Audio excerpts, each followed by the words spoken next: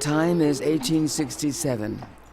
The place, the California State Supreme Court. The case is an appeal by the North Beach and Mission Railroad Company. It would overturn an award of $500 for pain and suffering given to Mary Pleasant for being denied access to a North Beach trolley in San Francisco. Your Honors, if you reverse this award, if you say that a Negro riding on the trains can be excluded, and there are no damages payable other than the nominal damages of 2 cents lost in the fare, what you are saying to a whole generation of San Franciscans is that you are not entitled to the equality the law guarantees.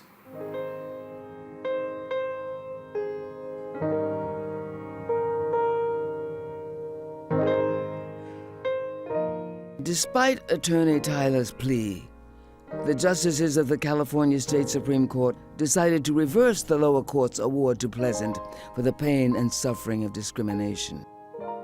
Yet this case lives on. And this is the story of the impact of that decision, and the story of Mary Ellen Pleasant in word, deed, and song.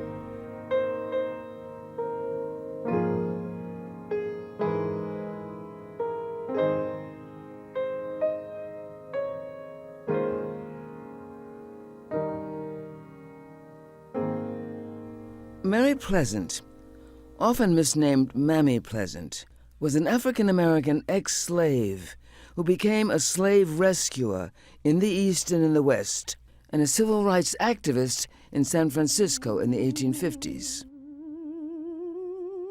Today and across the land, scholar performer Dr. Sushil Bibbs brings Mary Pleasant to life, using new research and Pleasant's own words.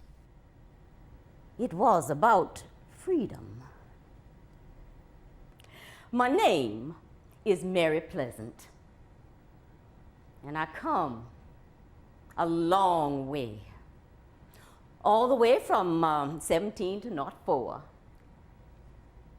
1817 to 1904, you're calling it. They called me a woman of mystery. I weren't a mystery. I was an entrepreneur. Of course, mother of civil rights in California is what they're calling me now, and I'm right grateful. And I'm going to tell you how it come about and all. But first, them newspapers.